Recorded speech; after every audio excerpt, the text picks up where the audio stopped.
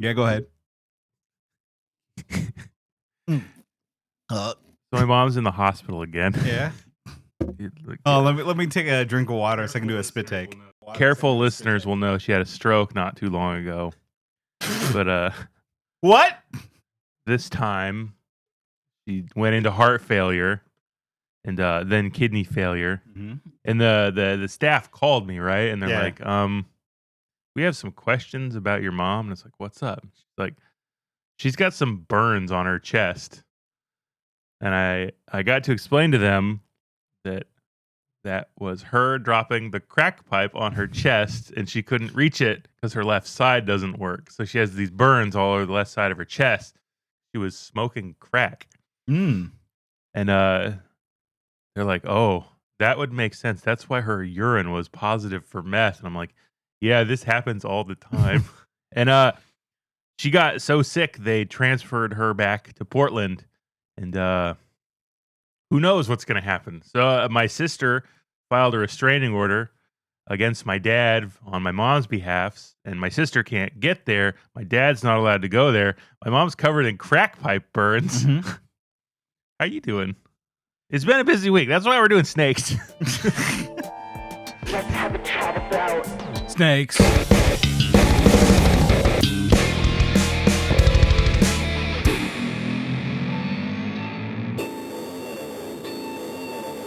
Got the purple wanna talk about it, let it boil over, blow the temple, call this hate and speech.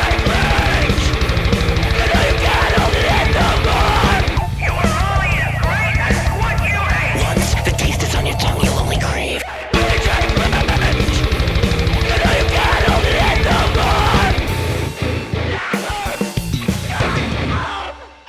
I love that one of my notes is all snakes are different.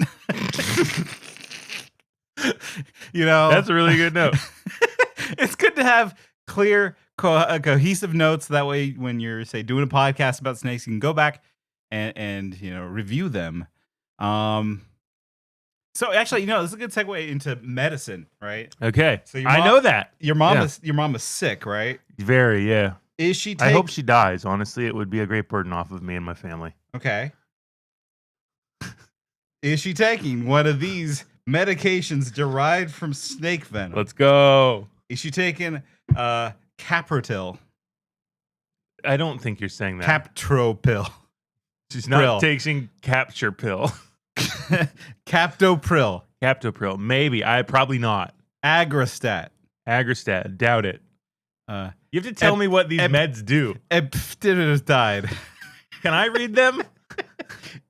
Eptifabide. Eptidibide. Eftipabide. If I read these and I know what they are later, I'm gonna be so fucking pissed off. Eptidiide. Captopril, Aggrastat, and Eptifibatide is how I would say that. Okay. What do they do? Well, here I can get into it later. I know what they do because they're all based off of They're probably- properties of snake venom. Probably blood pressure medicines, right? Listen, don't spoil it. I was proud of my research, and you blew it. No, we'll get just bleep it out so they don't know. Yeah. So today we're talking about snakes, whether Snakes. they be the animal, the reptile snakes, Snakes. or the snakes of our family. Oh. And how they wriggle and constrict the lives of our youth. Oh yeah, you did it. You tied my mom's illness and my feelings into snakes. No. How do snakes make you feel? Okay, why are we talking about snakes? Well, because Mhm. again, I haven't been able to line up some guests. My schedule's been crazy. No. Don't blame me because I got excited because I came with this idea. This is Yes, my idea. This is a Nate idea. That's right. Yes. Snakes is a Nate idea. I promise soon I'll be back to hate speech fighting weight. Wait, what are you talking about? Because snakes, as soon as I thought of the idea of like we should talk about snakes, I got very excited. I started giggling to myself. And nobody was around. Yeah, you acting real crazy. You are a tittering fella. Because I wanted to talk about hated animals. Yeah. Right. That was a thing we set out to do in this podcast, was to talk about things that are hated. Right. We haven't done that so much. There are things that we hate. Mhm. There are things that we might hate. Right. And there are things that other people hate. Yes. But I don't think I hate. I don't think I hate snakes. I don't think that my opinion has changed on hating of snakes. It's evolved, I much like the snake, the ancestors. has not. The lizard. So, What are your feelings about snakes? so I went into this hating snakes because Yeah. snakes have all like I'm kind of like the Indiana Jones of this friendship, and you're like the short round. I'm afraid of snakes, and you're small. You fit well in like a mine cart. No, I'm almost 6 foot. Let's not. you're 3 I'm inches. I'm almost an Asian child. Cute. Let's put a pin in that. We'll come back to that. Okay. No, I don't like snakes. I've never liked snakes. Is it Well, like the feeling? No, it's the like fear. Like I look at them and there's something like viscerally terrifying to me about them. So I am apprehensive of them. I don't like them. Have you seen a snake in the wild? Yes. Yeah. I almost stepped on one. I scared the absolute dog piss out of me. I hated snakes. I don't hate snakes anymore. I love snakes. That's what I learned through my research. You say that now through research, but if I said, well, let's test this theory, I brought this snake with me. So I watched a video on how to fight your fears on snake. I think I would be able to do it. Wait, what do you mean fight your fears on snakes? It's not like you can cure a fear of snakes. Yes, you can get over ophidiophobia if you just work hard enough. That's the snake phobia. Okay. It's no arachnophobia. That one has a punch to it. Aphidiophobia sounds like something a libertarian is. Oh. Hey. Shots fired at the pedophiles. That's right. Nobody's safe here on hate speech. Snakes or pedophiles, which some might call snakes. No, I hated snakes. I genuinely did. I don't want them around me. I will try to be more graceful to them. I don't know which ones are poisonous. I can guess. Was it red on black?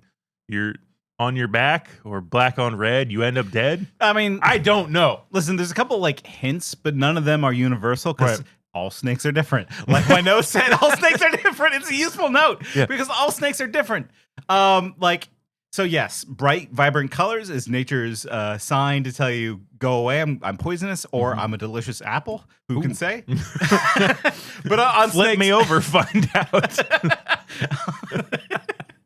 But with snakes, if you see a brightly colored snake or frog, watch out for that feller. I love a good poison dart frog, I'll tell you that much. Yeah, you can just get them now, apparently. What? Yeah, you can just go to a shop and have a poison dart frog as a pet. Incredible. Thank you, Trump, for your deregulation. That's right. I mean, I think they're less poisonous. I think that was they selectively bred poison dart frogs to not kill children. Wow. Someone Yakub'd a poison dart frog into less poison. That sucks. And how?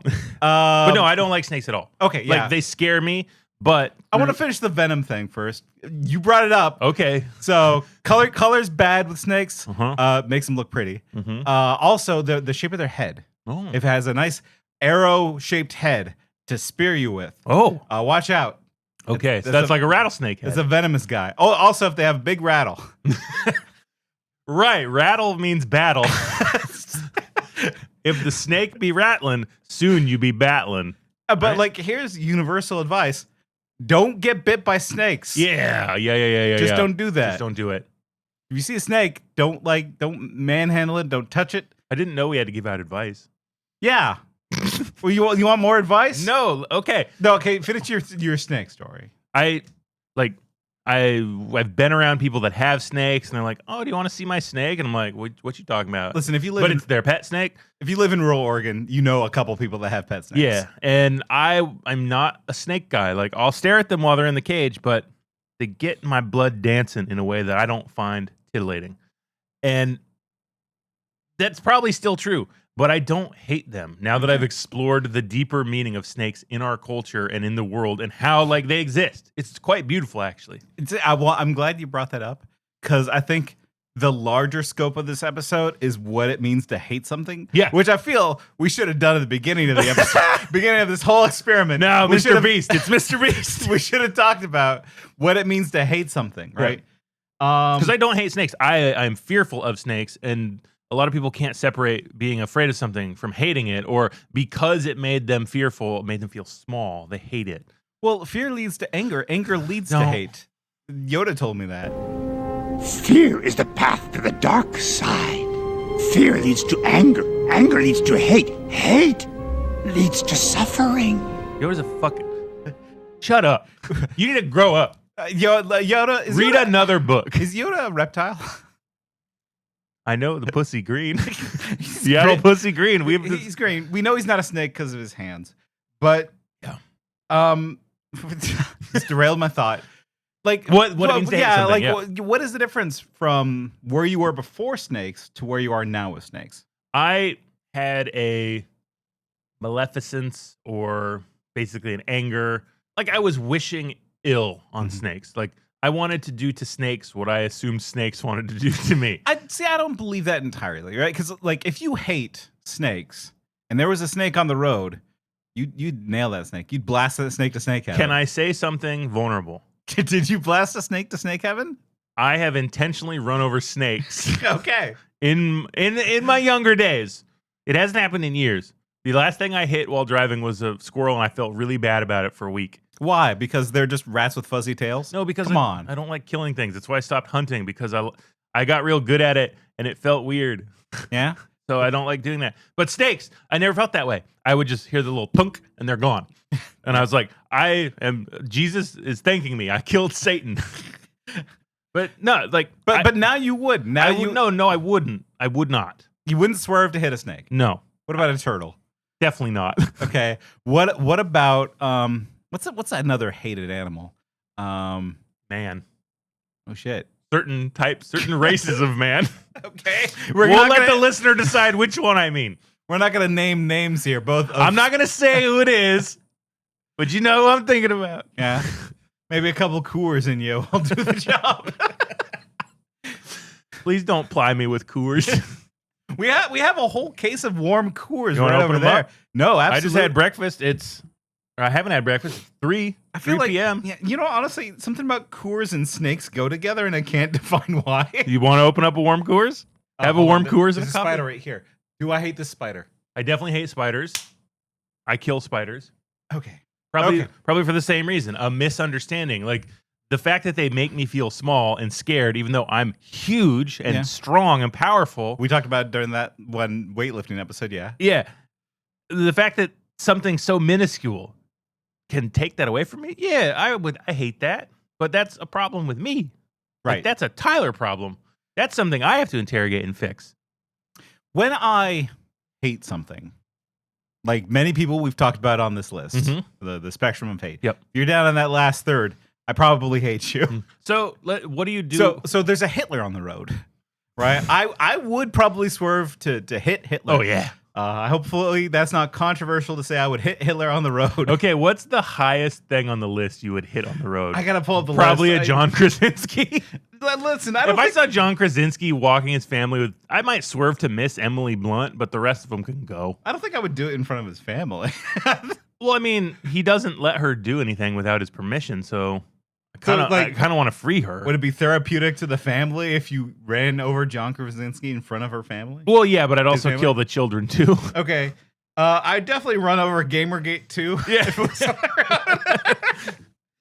Big trucks would be a bit difficult. Oh yeah, you'd have to be in an even bigger truck. Yeah, honestly, I probably put the dividing line right around September 11th. I would hit that in the road if I saw it. So what do you? And so, like, what I mean by hate is like I despise its existence, and and like if I had the opportunity, I definitely would have the motivation to do it because I hate this thing. I want this thing to cease to exist.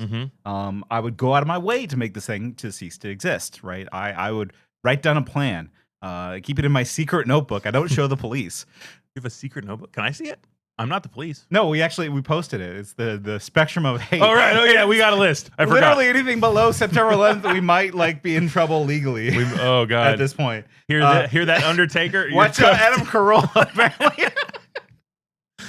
And like well, what I mean is like I believe that if it was removed from existence, I'd be happier for it. Mhm. And I'm nowhere near that with snakes. And I didn't start this episode being there with snakes, but there are people in this world that are, and you were someone who, I was pretty close. yeah, Like I was pretty close. snakes near you want to be destroyed.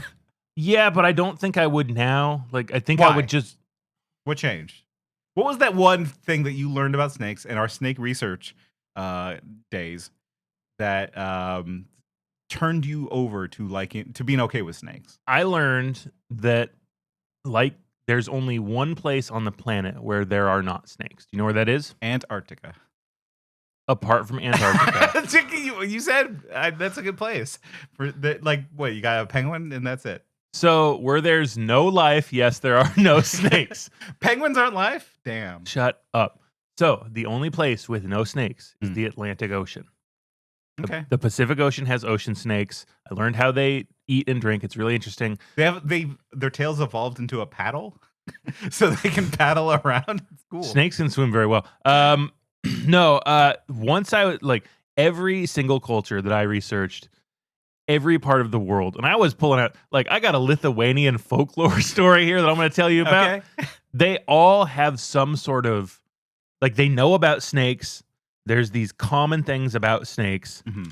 And I thought, wow, no matter who we are, whether you're black, white, yellow, green, purple, you probably know about snakes. And it just sort of dawned on me that snakes are an essential part of this planet. And if you don't fuck with them, they don't fuck with you. You have stumbled upon the snake detection hypothesis. Sorry. Do you want me to? I do. Yeah, tell me about it. Yeah. Let's get into that before we get into a little folklore, because I think it'll frame these stories. Yeah. Okay, so the snake detection hypothesis is your early man, right? You just started branching off from the chimpanzee. You can't have sex with that chimpanzee anymore. It's bullshit. Ethically wrong to do that. Oh, ethically. You're not. If I caught it, it's over. You keep what you kill, early man. I mean, yeah, I wonder how far away that branch needs to get before you can't do that no more. It's probably when you have developed. Probably right about the time we discovered or invented clothes or covering ourselves. Yeah, or you've developed trichromatic vision. Ooh, so certain primates. So actually, chimpanzees had this, so you can still fuck the chimpanzee in this scenario.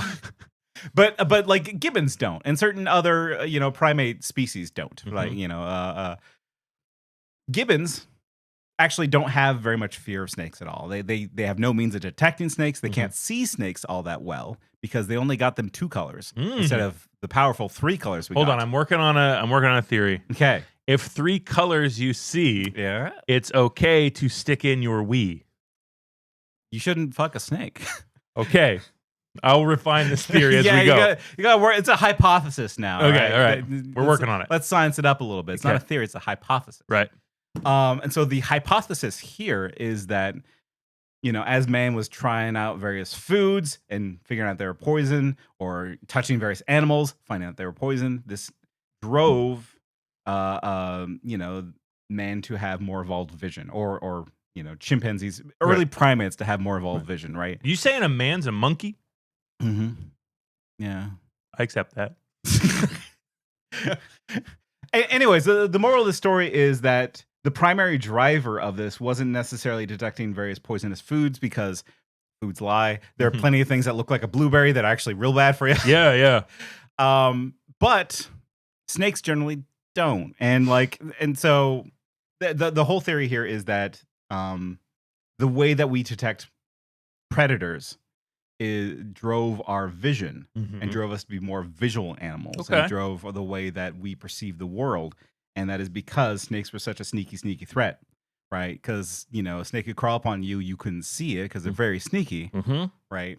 A fear I have when I'm walking around. Right. And if you don't have means to detect color in your vision all that well, then a snake could easily sneak up on you. But if you see a big red snake coming at you, you would see it and get out of the way. What about a baishi? What's that? That's a white snake. Oh. Very famous in Chinese folklore. We'll get to it. We have a famous white snake over here. Yeah, here I go again on my own, going down the only road I've ever known. Yeah, I know that white snake. Yeah. Named after the Chinese folklore. It's not. And like snakes and man have been like this arms race too, right? Did you just say snakes are in an arms race? We got arms first, big dog. I think we won. No, that's the problem, right? Because early man figured out those are the snakes you don't fuck with. These are the snakes you fuck with. We can eat these snakes. Yeah, because that is a thing. Some snakes are poisonous to eat, and some just have toxins they inject into you. Right, exactly. And so hey, these ones, they're fine. We can see the colors and the patterns now. So I'm a big chimpanzee. I thwack it over a rock and I eat it, right? Because just don't touch the head, it'll bite you. Right. Right. And so the theory is with spitting vipers is that they learn to spit because So women. Yeah, that's right. They learn to spit their insults at us men from a distance. Yeah. Right. Mhm. As a way to primarily combat. And let's primates. be fair, women and gay men. Yeah. You know, anyone who's just hissing around, you know. So like they did, like snakes and man have been together for a long, long time. They've driven our evolution. We've driven their evolution. Mm-hmm. There's probably a good reason why you're afraid of snakes, and it's probably instinctual, right? Yeah. So nature, not nurture. You want to get into? I mean, like a little bit of column A, a little bit of Yeah. column I mean, B. when I think of like things that I am afraid of, they are so far beyond what a human is. Like they're so different that that's what I'm afraid of. Like snakes, no arms, no legs, weird little head, can shoot venom at you. Same thing with spiders. It's like it's so different from a human that it scares me. No, I get that. It's why I don't like many bugs, to be honest, because a snake I can understand. They have muscles. They have a big, long rib cage. Like I can figure them out. Yeah. Like arachnids, you know, like they have what, like things that give me are like centipedes, right? Yeah. Oh God, worms. Like worms and like meaty bugs. Yeah. Yeah, the meaty bugs I'm not a fan of because like, but like, what's the difference between a centipede and a snake? Legs. The little The legs. the little spiny legs. Who knows? Listen, our fears are irrational, right? But they're useful because watch out for fucking snakes. It's bad, dog. Yeah. Like there's a reason you should actually be afraid of snakes. You should be afraid of snakes. Yeah, I am definitely afraid of snakes. I don't hate them anymore though. Like finding out that the entire world and culture was connected by snakes, I kind of fuck with that idea. Like respect, right? Yeah, This like idea respect. Of, So this idea of respect. a running through line through all the cultural stuff was they are very cunning, but they can also be dangerous. And it's like that's a pretty good thing to be afraid of. Like Okay. they're smart, but don't fuck with them. Like they're cunning because they're sneaky. Like That is some of the things as well, but it's more like the big one in China is that they are a symbol for transformation because they shed their skin. because they shed their skin. And I shed my skin all the time. I don't see that. Yeah, I'm I not s- bragging about it. I see the Selsun blue in your Listen, I got dandruff. I'll do, big dog. It's fine. I'm particularly dusty. I got to watch out for that. No, like they're often like considered wise, cunning, but Right. also watch out. Don't fuck with them. Which I mean is true of that when you like distill a snake down into what a snake is. Yeah, that's it. They're very good at hiding. Mhm. They're like They're you stealth won't hunters. see them, Yeah. and watch out. Well, I mean, watch out to an extent because, like, here's where it starts getting into irrational fears, which lead into hatred. Because Yoda was right. Is that they're cunning, they're stealth hunters. They don't hunt us unless you're the anaconda Yeah, from the unless film. you're John Voight, unless you're an anaconda from the movie Anaconda, which we watched again. On the rivers of the Amazon. Wow, it's unbelievable. This river can kill you in 1,000 ways. In the waters of the Anaconda. There's a legend Yerishama worship giant snakes as gods, protectors. Snakes. Banger, fantastic movie, absolute banger. But like, unless you're fighting that particular snake, you don't need to worry about it because they're not hunting us. Yeah. Right. They're afraid of us as much as we're afraid of them. Kind of true. Mm-hmm. You know, like they don't want to be fucked with for various reasons. Evolutionary, like for evolutionary reasons, they're worried about being eaten a lot Mm-hmm. from a lot of different creatures, not just man. Right. Have you had snake? I don't know. I think I had snake jerky. I long think I've time had. ago. Yeah, like Douglas County Fair. There's that one booth that had Yeah. all various types of jerkies. Yeah, and From- my dad would just bring home meat and make me eat it. Yeah, like snake meat. Probably. Okay, I had an emu hamburger. sounds gamey. It is not good. Yeah, I mean, I would eat a snake I now. hope they fucking die, my parents. Damn. Well, if they run to a snake, I should fill their house with snakes. you should. It's already full of snakes. Damn, I should have looked up snake assassination. Like that had to be. Oh yeah, That has to be a thing, right? Where like I'm a medieval assassin, I like sneak a snake into your room. right. I'm sure that story exists. Yeah, I mean, we've seen it in movies. That means it's happened Yeah. That's how I would kill somebody. with Like, a snake. okay, so if I met John Krasinski on a road, but no, I mean like it's the perfect crime if you kind of think about it. Right? Mhm. Well, it is and it isn't, right? So I have a rattlesnake. I took out the rattle so it doesn't give itself away, and I feed it into your parents' room. Okay, and I feed it in there. What are the odds it'll actually do its job? They would have to like stumble upon it and like disturb it somehow. Right, more than likely it would leave. Yeah, it would because just it's it would looking for food. Yeah, it would eventually just fuck off. It wants to eat mice. Yeah.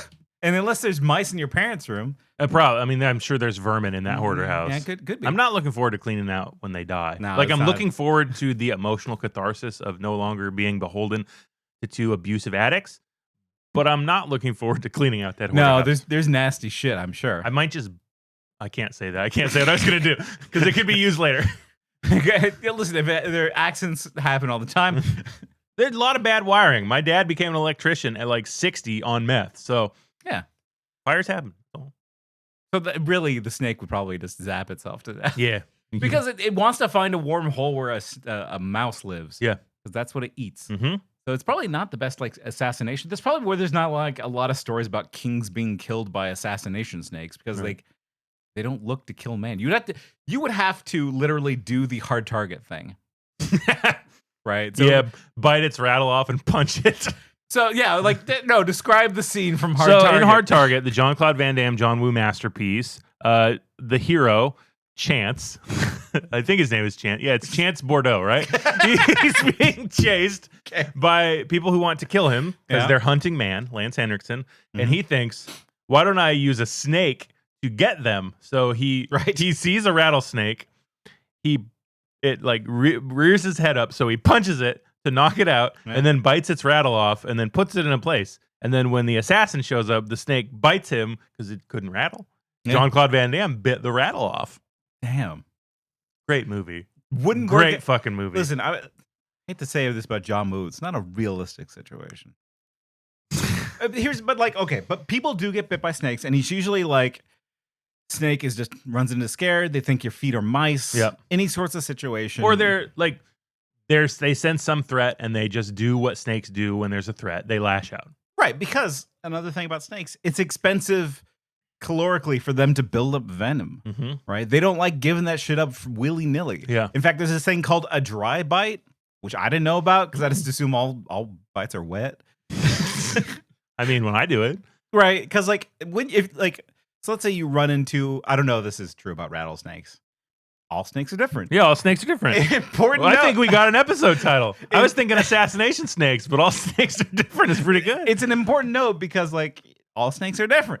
But, ASAD. ASAD, that's right. But let's say a venomous snake bites you. Mm-hmm. It's not always guaranteed that they inject venom. Right. It could just be a little warning nibble, like because it takes a lot of calories to build up the venom. You know, like I don't know the exact mechanics of how they build up venom, but like it's a complicated chemical process. Probably the same way our balls make semen. Like it's just Oh shit! it's magic? a little yes, it's magic. A little factory in there pumping out enzymes and toxins and proteins. I mean, I don't have toxins in mine, but that's what snakes would have. Damn. Snakes are kind of like penises. I understand folklore now. Yeah, shooting dangerous ropes. Did you know there are snakes that have glands? Like when they're bitten, will release a poison. Like there are some snakes. Yeah, like actual poisonous snakes. Yeah. So any of those nerds out there who correct you saying snakes aren't poisonous, fucking liars. Yeah. Some are poisonous. I was reading about those. All snakes are different. Yeah, all snakes are different, you fucking pedant fuck. That's right. Like, can we even say pedantic anymore? They'll just be like, well, I'm autistic. It's like, No, I think you're building up a fake person. Nobody's saying that. I know, I love being mad at fake people and conflating ideas versus like neurodivergences. It's so fun to me. But like, yes, you can call them pedants because they fucking suck. Yeah. Don't correct just don't correct people unless Yeah, it's like something real bad. Don't like it doesn't matter. Right. Like, oh no, I said the wrong movie title. Oh no, I said a minor factor. Who cares? Grow up. Right. Snakes are poisonous too. You're fucking wrong if you say that. Yeah. All snakes are different. Like Yeah. they like there's a snake that excretes poison from its skin, and if you touch it, you're poisoned. Yeah. Just go on. Tell me some more snake stuff. You did a lot of research on snakes and Well, snake no, I mechanics. want to fold in like folklore. I want to make like a layered sandwich of like folklore. So and let's talk fact. about snakes in white Christian culture. No, I want to hear about the Lithuanian snake. You want to hear about Egla? Yeah, give me some Egla. So, all right. We'll get to the fucking devil later. So Egla, she's the queen of serpents. Okay. So Egla was a nice Lithuanian little girl. She's in swimming in a pond with her brothers and sisters. Okay. And she's naked in the pond, as Lithuanian children are in ponds. Getting nasty. And she wants to get back into her clothes, right? Egla realizes there's a little snake in her shirt. And the snake is like, Hello, Egla. Would you like to get married? So wait, it's a talking snake. yeah, Wearing talking a snake. shirt.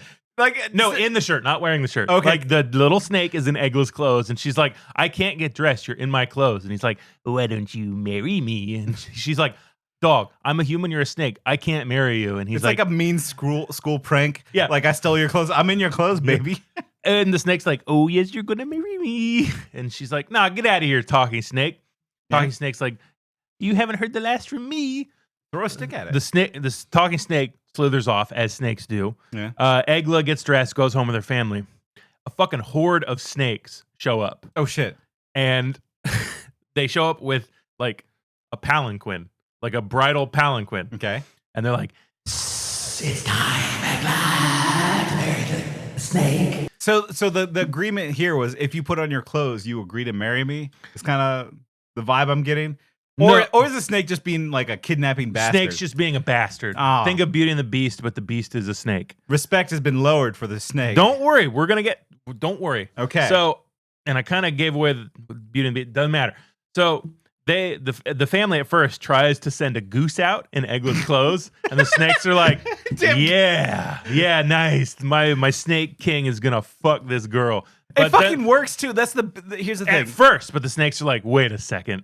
We want the little girl. Like, okay, here's the thing though.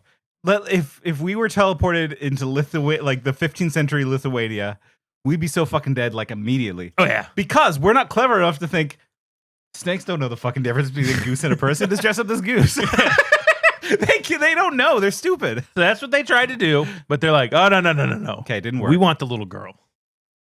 They send the family's like, well, the snakes are gonna kill us. Egla, you gotta go. And Egla's like, what the fuck? So it's the opposite plot of the Fantastic Four. Yeah. They like- sacrificed one girl for 1,000,000 snakes. Hell yeah. So she gets in the marital palanquin. Okay. They take her under the ocean to where the king of serpents lives. Damn. The king of serpents was this little snake, and she gets there. Wait, so the king is like a little guy? I love Not those quite. tropes. I love those. They get down there. The king of serpents, tiny little snake, Okay. grows into the most beautiful man Egla's ever seen. But he's like still kind of green and snaky. He's like a forked tongue, but otherwise he's perfect. And he's like, hey, like, welcome to my palace. You're going to be queen. You can have whatever you want. We're going to have a great life together. He's like really nice, charming, gorgeous. And she's like, okay, I fucks with the king of serpents. And she does fuck the king of serpents. They get married. They're happy. They have children. 3 children, 4 Okay. children. But Egla, we don't talk about that fourth one. no, we will. She's the one that Okay. she's damn got to right. go. So Egla's like, you know what? I kind of miss my family. And the king of serpents like, yeah, what I kind of did was bad. I'm sorry, kid, but like it worked out for her, right? Yeah, it worked out for Egla. She's like, can I go see my family? Would you be kidnapped? Okay, up to this point in the story, would you be kidnapped by the king of snakes? Would you marry the king of snakes? In these circumstances, yes, I think I would. If it's a very beautiful person offering me my dreams and wishes. See, I would do it for the adventure, you know? Like, I'm sure, like, there are people out there that are looking for that partner. It's just like, the partner's got some problems, got a shady history. Right. But, you want to take me down to your underground palace? Yeah, where she will rule as queen of serpent. Like, she turned into a serpent too. It won't be a perfect relationship, but it'll be a fun one. Right. You know? So Egla's like, I'm gonna go visit my family, and he's like, yeah, go do that. You deserve that. You've earned it. Yeah. So she goes to visit her family. We can't say the same about John Krasinski, right? No, we cannot. Family, real fuckers, real Tyler family motherfuckers. They're like, welcome home, Egla. But they send all the uncles and cousins and brothers and sisters to go murder the king of serpents, which they do. Well, okay, I skipped an important step. They run into Egla's children. Okay. One is named Oak, one is named Ash, and one is named, oh God, it's like Willow. They're named after trees. So I was about to say, like, this sounds like a real, like, forest family kind of situation. Yeah. And the brothers are like, we're never going to tell you where our dad is. We can't do it. But the daughter's like, he's in the ocean. Get him, fellas. So the Egla's family kills the king of serpents. Egla, after leaving her family, finds this out. Yeah. Hates, like, she's like, you're my son, Oak. You will be strong forever. Like an oak. Like an oak. Turns him into an oak tree. The other one turns him into that kind of tree. The daughter, you're a weak tree that falls apart. Turns her into that weak tree. And in her sadness, she turns into like a crying tree. Oh, like a weeping willow. Yeah, so it's like, right. It's basically, if you betray your family, they are well within their right to kill you, like snakes. That's Lithuania. That's Egla. That feels like Lithuania. Yeah, there's a lot to that one. I don't know a lot about Lithuania, but now I feel like I do kind of understand that country. You want to move to China? Or you want to talk about Lithuania some more? Well, no. Let's continue the sandwich. Let's move on to more facts. Okay. Like, let's learn more about the snakes. Let's hear it. So okay, yeah. Let's talk about snake venom. Okay. Like, we really haven't talked about like why snakes are venomous. Well, okay, we know why snakes are venomous. Yeah. Because they like eating things. Yes. It helps them get food. It helps them get food, but also like they're kind of like shitty hunters when it comes to like the actual main event, right? They're good at sneaking up on things. Like if I'm a big fat rat ready to be eaten. I'm going to be normal about you saying that sentence. Excellent. Sounds normal when you say that. Yeah. I'm a big fat rat. I'm just juicing around, ready to be swallowed up. And then like you, a non-venomous snake, Yeah. like you bite me. Mm-hmm. Ow! I run the fuck off. Yeah. That's it. The end. No dinner. I'm no dinner for Tyler. No dinner for Tyler. I'm out just being a fat old rat, still just hanging around, laughing at you. Yeah. Right. Mildly inconvenienced, but essentially still just a fat rat. Right. So you got the first half done. You got the first half of like sneaking up on it, but like you're not very fast as a snake. You know, you can slither. Right. I love the sexy slither of the lady snake. That's right. We had to say it. Yeah. You can go into burrows. Right. And also, I should say, not all. The majority of snakes actually aren't venomous. Well, yeah, all snakes are different. All snakes are different. And the majority, though. Oh, we're going with the plurality. Okay. Not all snakes. Right. The majority of snakes actually aren't venomous. So this story alters a little bit. Let's say I was a big fat juicy rat in my hovel. Okay. Sneaking up as a snake is good because you can just sneak in there and there's no escape. You know, that's actually why snakes don't have like feet anymore. They removed their feet through evolution, through power of will to get into sweet juicy rat holes and eat them. Everybody's being normal about these sentences snakes saying. Right. And so like, but if you want to eat something that's not in a hole, you got to have other strategies. But there. it's okay to eat the whole. You can eat the things in the hole. Gotta get that squish, you know? Right. So like you develop venom and you bite the snake. And one of two things happen. One, the rat runs away and you catch up to it later. Or two, you bite it and you weaken it so that way it's less likely to escape your grip. And you can squeeze it and kill it. Right, yeah. You could be a constricting python. They're not venomous usually. Right. Yeah. Because they do the squeezy bit. Like anaconda does. I didn't look up whether or not they throw up their food. That sounds real. Well, anaconda, the title card told me that if they're dissatisfied with the kill, they'll puke it up and go find something cooler. Which is probably why that snake was puking people. Like it puked a monkey onto a guy's face. Okay, we need to talk about the entire movie Anaconda. We need to get that out of the way. Yeah, so we're going to do a whole hour and a half on Anaconda right now. Let's go. Owen Wilson should have stuck to those stupid guy roles. Yeah. He kind of did I don't know if he did it on purpose, but like, Maybe we just think his like whole shtick is like he's stupid. in And Shanghai maybe Nights he was the stupid and guy. he should kill himself. Whoa. Remember when he I thought that was Luke Wilson. No. Luke Wilson in Royal Tenenbaums, his character tried to kill himself, but Okay. Owen Wilson in real life tried to end his own life, which I was we do confused not that. support. No. If anything, Actually, you know what? Fuck it. You want to kill yourself? Do it. no. Here's the thing. Come take that one back. No, here's the thing. If you have like a terminal disease, Mm-hmm. right? What if you just want to? What if the day has bad vibes? Listen, if the day has bad vibes, you just have to be prepared for the consequences. No, not this again. There are consequences to all deaths, right? Mm-hmm. And so, like, if you do it like the dumbass way of like, oh, I'm gonna shoot myself in the head. Well, guess what? Someone's gonna have to pick up that dead body. There's a whole, swath of people left in the wake of a suicide. But if you go into the Amazon rainforest, right, to find the Shimishara, right, the hidden tribe, right, like and, an anaconda, and you decide like this is the way I'm gonna go out. I'm gonna be eaten by the famous anaconda. Mm-hmm. They got snakes out there that big? Is snakes out there this big? Yeah. Yeah, you know what? Go for it. Like that's a condition where nobody has to find your body. The people that love and care for you think you just went out to find this hidden tribe and got eaten by a snake. It's like as an accident. So I'm getting this clear. Yes. If someone is like they're having intense suicidality, like suicidal ideation, and they want to end their own life, you are advocating for them to start going on an adventure and hopefully they die mid-adventure? Yes. But also like it gives you time to think. You really gotta want it.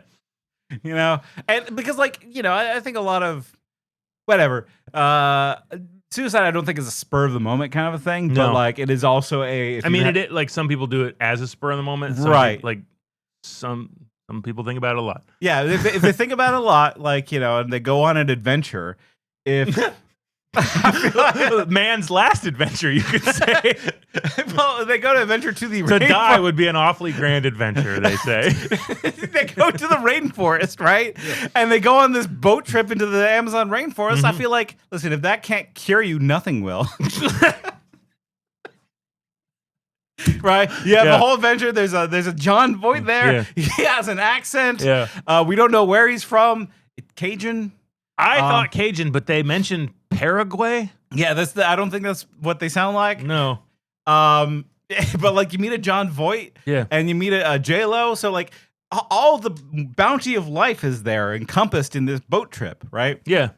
And if you're still like, no, I gotta go, then it's like, oh shit, all right, you're terminal. You might as well try to capture the giant anaconda for millions of dollars. Right. And if you get eaten, then like you feed a snake. And I feel like that's pretty That's ethical. a noble goal. That's a noble goal. Any other way is less noble. But it like ignoble.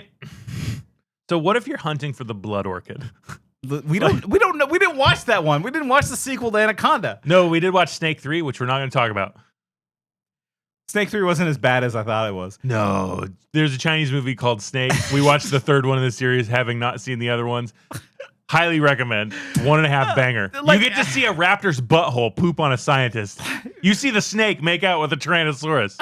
China has it figured out, which is why I love snakes now, because there's a whole scene that like is stuck in my brain of like America can never make this movie where a guy just pees on a frog. Yeah, a guy just pisses on a real frog.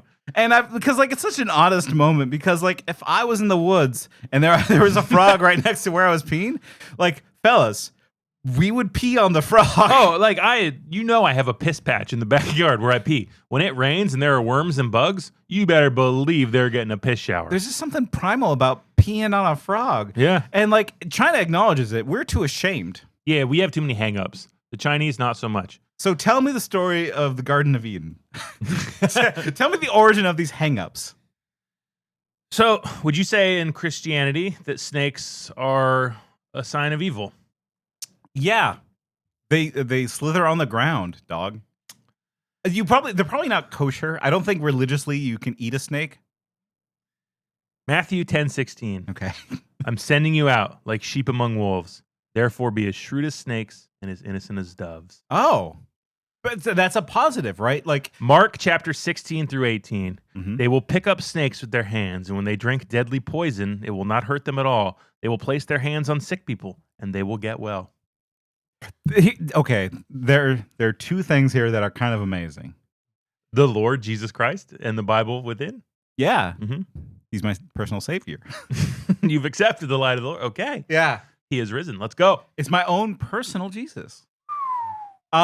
So okay, the first amazing thing is to be shrewd as snakes. Mhm. That's a positive, Yeah. right? Like we're here complimenting snakes in the Bible. Yeah. Christianity, like, oh, the devil turned into a snake, tempted man, destroyed like Eden or whatever.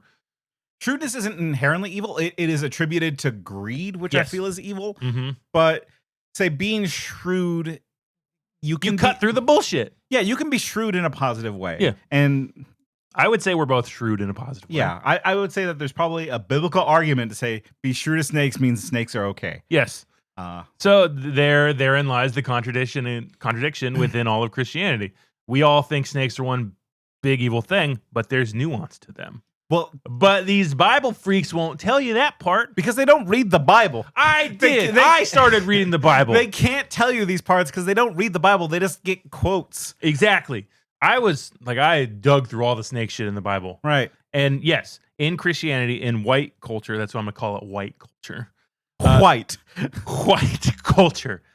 Snakes are the, like, and I know this is part of what brainwashed me, they're the avatar of the devil. Like, snakes are an evil, tempting monster that will destroy you. Yeah, like they'll give you an apple that will make God hate you. I Yeah. mean, like I said.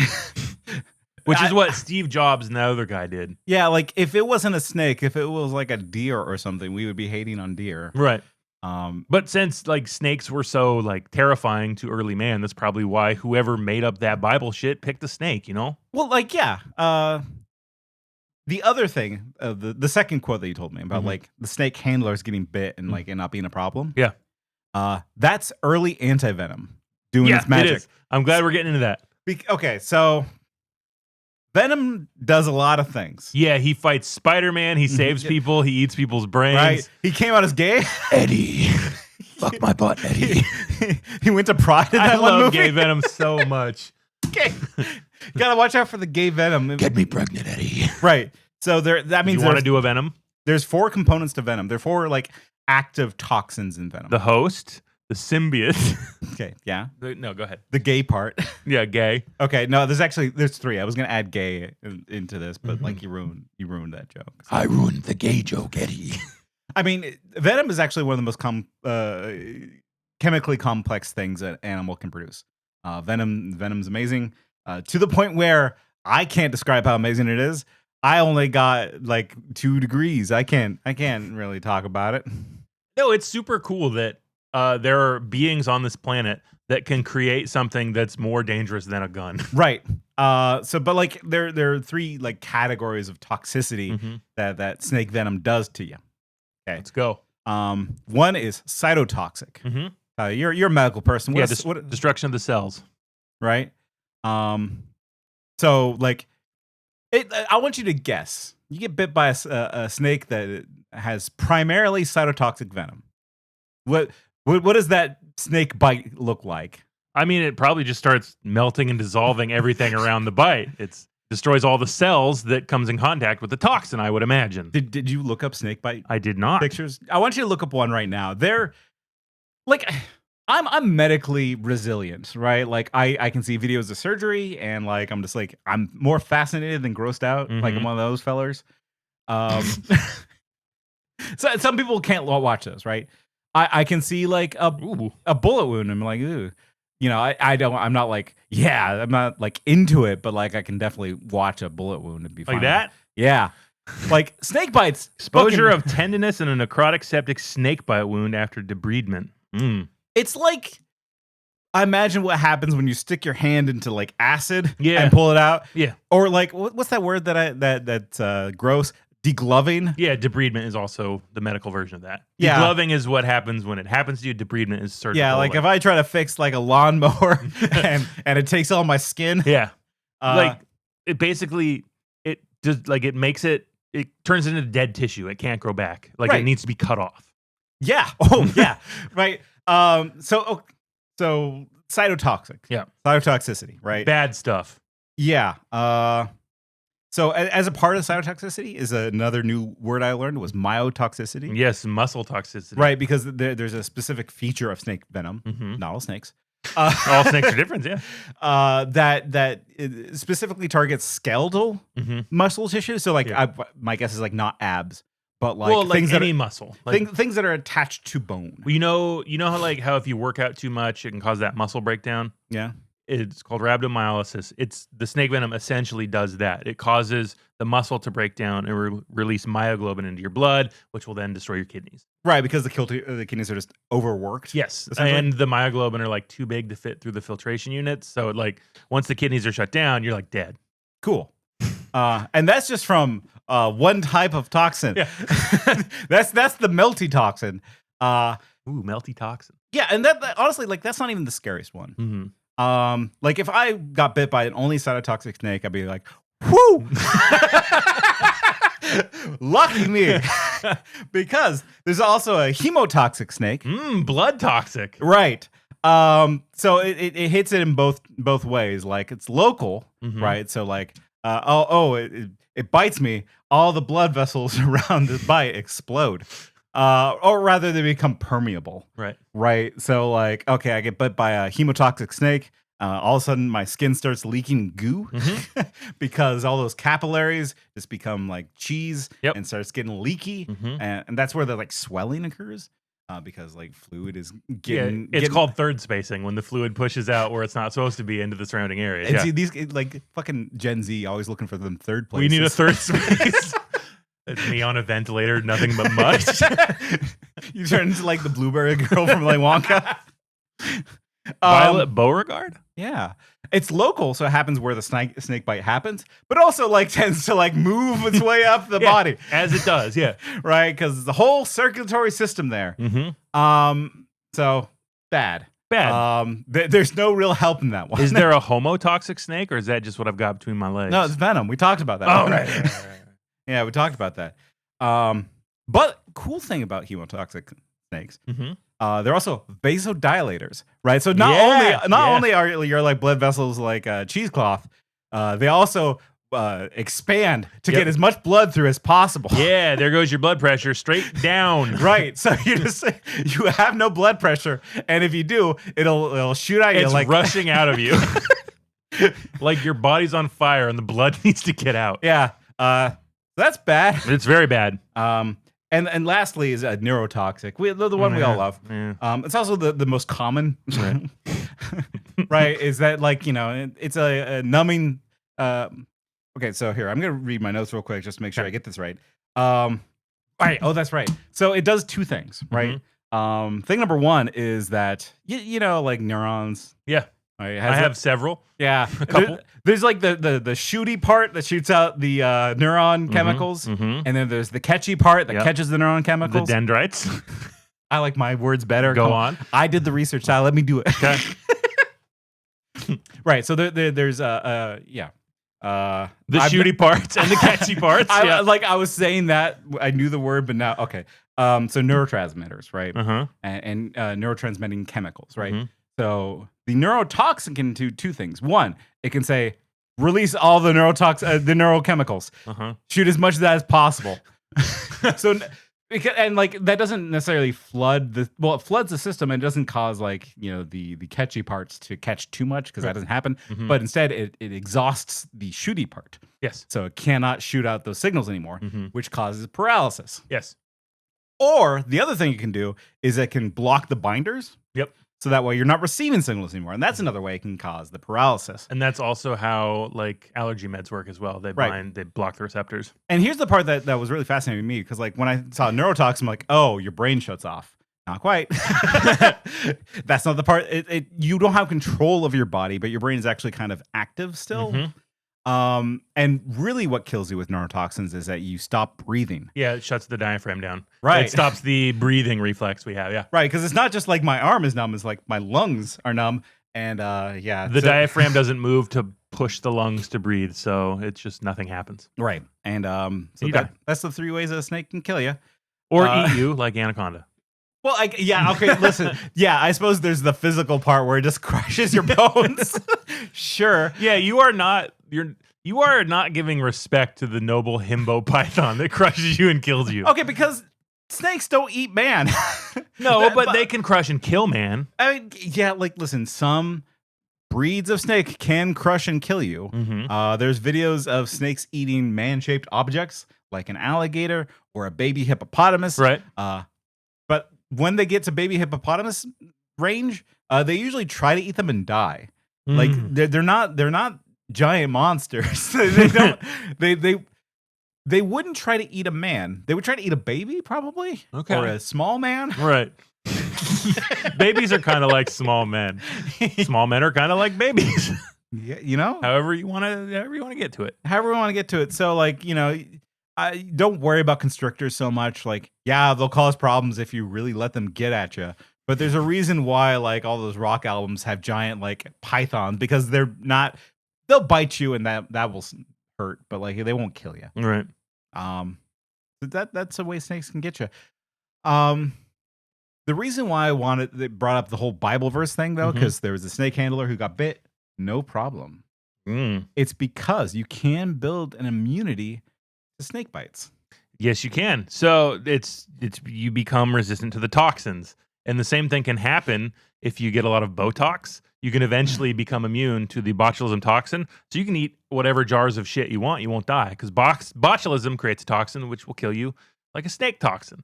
So yes, you get exposed enough to snakes. Like the guy you're talking about used to... Like, he got bit something like 400 times. He would fly around and give people blood transfusions as anti-venom. Well, not the biblical guy. Well, not the biblical guy, but the guy who actually invented anti-venom. Yeah. He was I can't remember his name, but he was good friends with Louis Pasteur, which we all know, pasteurization. Like, I don't know if I call them good friends. I mean, well, they worked together. Were they buds? Yes, they were. They worked together in science. Yeah, okay. Brothers in science. They were close colleagues. And this guy, like, synthesized a lot of anti-venom based on his blood. And he also, like... But fine, I contained him further, though. This hero, I'll get him. I think the blood being mostly toxin tainted him pretty good, but go off. Well, the reason why is because he was in India at the time, and it was because of colonialization.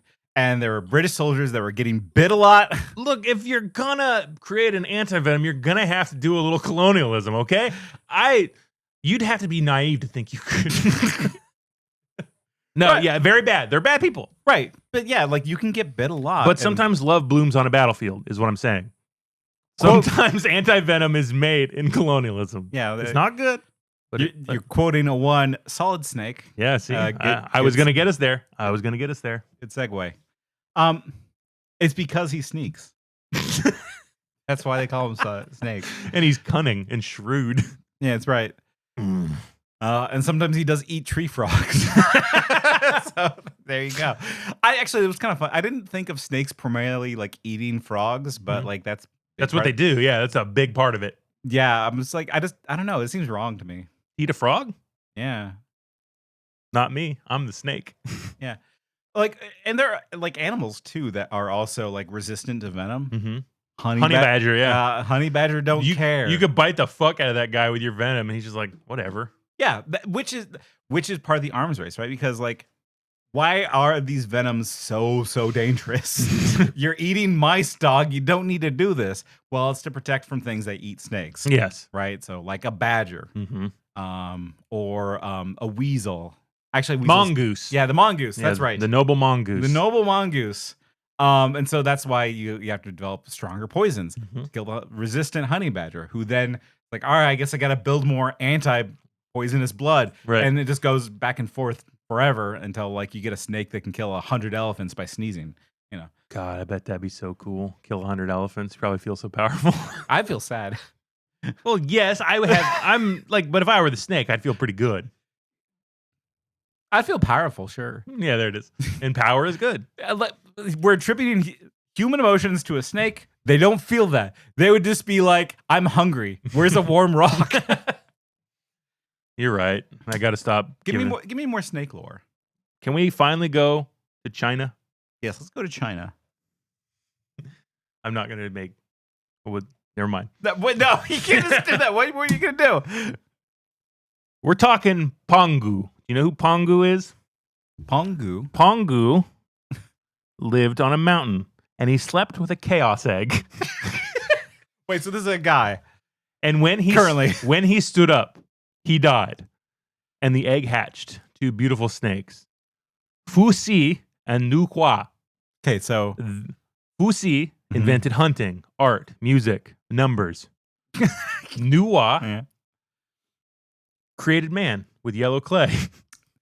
So okay, I like that. Like we're gonna like have 2 snakes. One represent arts and science, Yep. and the other one to represent man. Yeah, so Why? so they had human heads, Sick. but that's like that's honestly that's a cool tattoo. it's like the art is really cool. But that I only bring that up just to point out that in Chinese culture, Yeah. snakes have the symbol of creation and transformation. Like there's a reason they're part of the zodiac, Yeah. and they're like associated with wisdom. It's currently the year of the snake, by the way. Okay, so we're gonna 2025 is the year of the snake. Congratulations, all you snakes. all these snakes out there. But the one I want to talk about is But it sucks to be an ox. I hate being the year of the ox. yeah, dude, we're just a couple of ox. But yeah, like do you know the whole year of the ox? Yeah, I just went to Chinatown in Chicago and I read all about the ox, man. Yeah, don't tell me. Apparently we're strong-minded, persistent, but we're not creative. But if we work at it hard enough, we can be creative. It's like, so I'm dumb. I'm dumb and loyal and like We're just out in a field eating grass, and if we try hard enough, we might be able to draw a stick figure in the ground I was with like, our this hooves. fucking sucks. But I want to talk about Bai Shi Chuangshuo, Okay. or The Legend of the White Snake, which was a story that I absolutely fucked with. Do you like the band Whitesnake? I like the one song. It's one of my preferred karaoke songs. Here I go again on my own, the 87 remaster. Okay. That's it. That's all I know from White So, Snake. Oh, you got it. Tell me about the other one. Bai Shi. Real Whitesnake. So they have Chinese names. I don't want to butcher them. Okay. So I'm not going to say them. So when the white snake was just a baby snake, she was slithering along. Mhm. This asshole showed up and he's like, ew, a snake. I'm going to kill it with a rock. Honest reaction. A monk showed up and said, hey, wait, don't do that. And the guy's like, it's an evil snake. And he's like, America needs monks. we do. Bring back monks. Bring back the show, Monk. I never saw Monk. Plural. But Tony Shalhoub's everywhere. but the guy's like, no, the snake is life. We need to honor and value life. It is beautiful. And the guy's like, whatever, I guess. And he leaves. Snake falls in love with the monk. But she's just a baby snake god. She has no power. She just remembers. Lifetimes go by. She's a giant white snake now, a snake goddess. Hell yeah. And Like giant as in size of a house? as in like a god. Like Okay. A big snake. human size. Like bigger, Oh. like big. Like big. Okay. And she sees from afar the reincarnated soul of this monk that saved her. He's now an herbal merchant. And this herbal merchant has decided to go out on his own. So she, using her power, Here I go again. Maybe Whitesnake knew. maybe. I can't say whether or not they knew, but it kind of rings true with this story. Okay. So she decides to turn into a beautiful woman Excellent. because she remembers how this noble man saved her life centuries ago. Mhm. So she goes up to him and she's like, let's get married. And the guy's like, wow, a beautiful lady. Boing. Gets her He gets, like, pregnant, yeah. marries her, gets her pregnant. Right. Like they're running this alchemy herbal clinic. And if people can't pay, they give them the herbs for free. They give them free healthcare. It's like, it's beautiful until his old merchant boss shows up and says, you're married to a snake god. And he's like, whoa, whoa, whoa. How the fuck did this guy know? Because he was an evil monk, as all merchants are. As all bosses are, let's Yes. be real. And he's like, you know what? Why don't you give her some of this special wine? If she's a human, it won't do anything. But if she's an evil snake goddess, you'll see her for what she is. And he's like, do I believe this guy? I mean, if she's human, it'll probably be fine. It won't hurt her. But if she's a snake, I should know if she's a snake. So they're celebrating, like they're having a good time. Their business is going well. He says, honey, why don't you try this wine? The lady knows exactly what it is, but she has no reason to say no. And Try she it. loves this guy. Trapped. And so she drinks the wine. Mhm. The guy fucks off, does some more business, comes back, finds a slumbering giant white serpent in his marital bed. Oh no. He sees this, realizes he's married to a demon snake goddess. He dies. Like, just a fright. He dies of fright, like that. He goes eek and then dies. He goes eek and then dies. Excellent. Like the cat. So the snake comes to, sees the dead husband there. She's angry. She's mad. Yeah. She is driven by this love for this thing. She feels like she's betrayed the guy. Like, he's dead because of her lie. She was living a lie. Yes. And she feels bad about that. She wants nothing more than to bring this guy back. But she doesn't have the power. But she knows there's a special herb on top of a Chinese mountain. So she flies on the clouds, as she does, Snake, to steal a secret herb from a pelican and monk that will revive. Pelican? Yeah, there's a pelican guarding the herb. That's, don't worry. All right, I have no questions. There's tons of like little There's stuff. a pelican. There's tons of nuance and stuff. Don't worry about it. We're not going to get into that. Okay, pelican. She steals the herb. She revives her husband. Gives birth. They're like it's this folklore love story that like it's meant to instill like the ideals of persistence, love, loyalty. See, there's a good relationship lesson there too, which is, you know, if you're in a good, happy relationship, everyone's happy. Don't ask too many questions. Don't just you might learn some things that you don't want to know. Yeah. It is important not to speak to your partner. No, but like, you know, if you suspect something, like, hey, did you used to date this guy that was a total asshole? Like, don't ask it. Right. You don't want to know. It doesn't matter. You don't want to know. It doesn't matter. Are you a snake? Hey, are you a snake? Like, if the answer is yes, you're unhappy. If the answer is no, you know, like, fine. But like, why roll them bones? But it was this story in particular that made me go from hating snakes to being like, I'm at peace with snakes. Like, because you want to like sleep with a snake, isn't it? I said I love the sexy slither of a lady snake. Like, that echoes into the Simpsons, like, directly. I love the sexy slither of a lady snake. Oh, baby. There is kind of this implied eroticism to snakes that I will not be addressing right now. Yeah, we'll talk about that off air. But ask us in DMs about how erotic snakes are. Yeah, you get in my DMs, you'll be getting some erotic snakes. No, erotic snake warehouse. But it was this like this since the beginning of Chinese culture, like since they've loved snakes forever, and it's just this beautiful like romance. It's like, oh, you can have a healthy relationship with this weird sort of like the Chinese dragon, the like slithery dragon. Yeah, Chinese folklore that was created. It started out as a snake. Snake, like directly means in Chinese tiny dragon.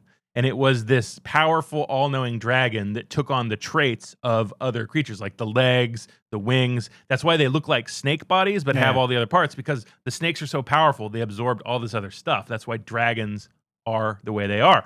They're like this beautiful, venerated, respected, feared thing. And it's like, oh, yeah, that's kind of what they're not evil. They're not an avatar of the devil trying to tempt us away. No, but they are powerful. And they are shrewd, so you know, just keep an eye out. It was one of these moments where I was like, as culturally as an American, I've been so brainwashed and I've internalized this like imagery that I still unwind to this day. And the more I learn about other cultures, like even learning about Egla, the Lithuanian like naked child snake lady, like that was like even more nuanced than like. Do you ever wish, like, as a wasp adjacent guy in the Pacific Northwest, that you had cool snake legends? Yeah, I do. I find that lacking in my own personal history. We haven't even got into the snake people of Toronto or the snake people of Canada. I don't think it's Toronto.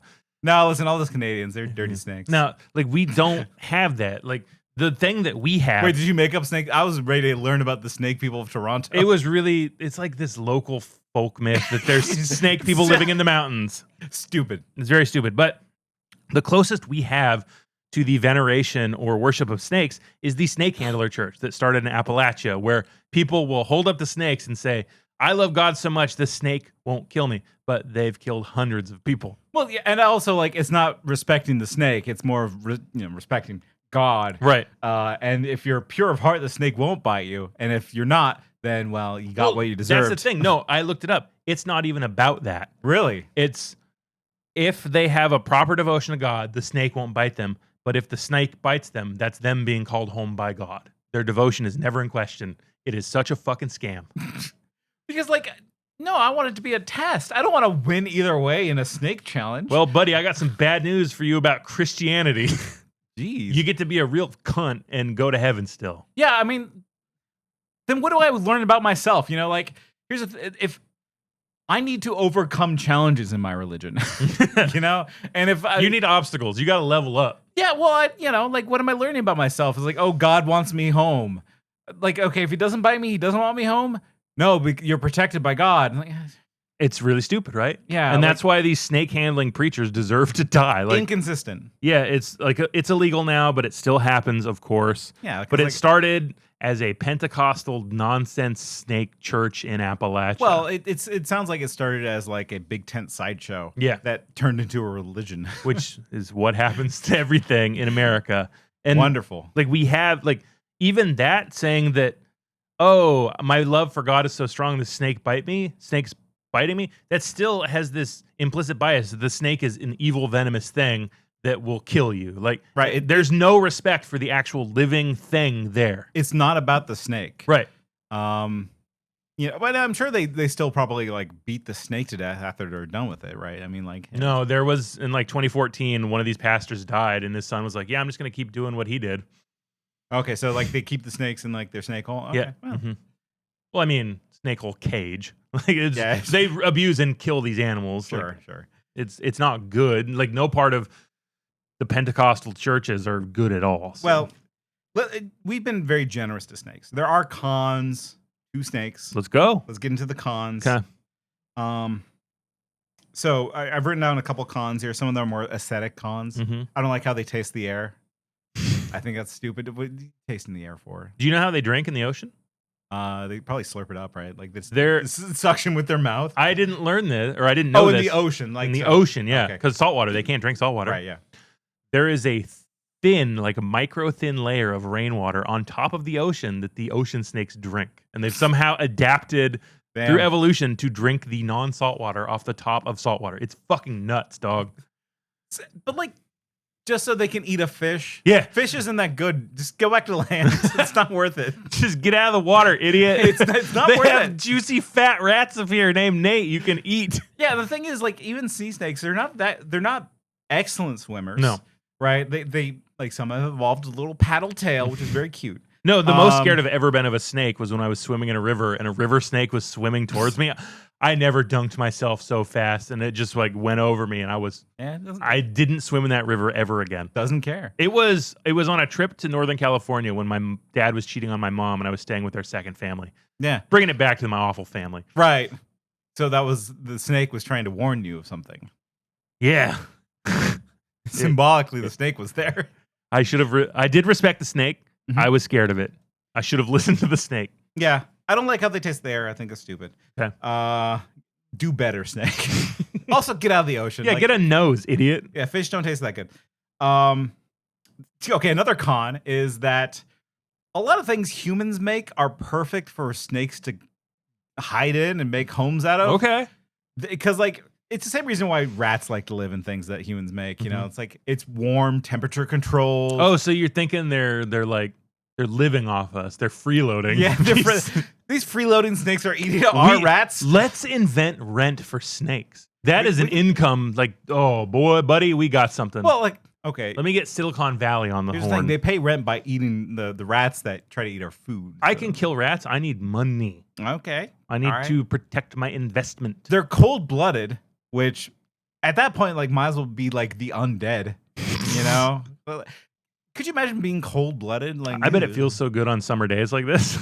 I mean, honestly, like, yeah, just like sitting out in the sun. But like that also leads to a pro, which is that they do huddle into balls. I don't They understand they how cuddle. They cuddle each other. are these supposed to be like objective cons or just things you don't like about snakes? Things I don't like about snakes. Okay, so they're But not- here's some objective things. I can do objective. Okay. Right? The Burmese python. Somehow it's not called Burma anymore, idiot. Change your name. No, it is when like they got brought to America. Like some idiot brought a Burmese python. It's like, let's release this in Florida because it would be funny. The answer is no. It's like decimating native populations there. That's still a person doing a thing. Like, this is not the snake's fault. But if I had the love device on hate speech, the infinitely destroying gun, and I pointed it at Florida and said it's tuned to Burmese python, I would pull the trigger because they don't belong there. Why don't you just kill the guy that brought the snakes over? What?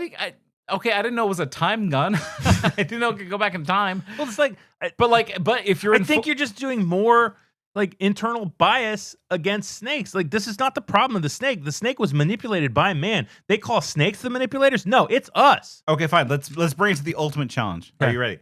How many people do you think globally get killed by a snake every year?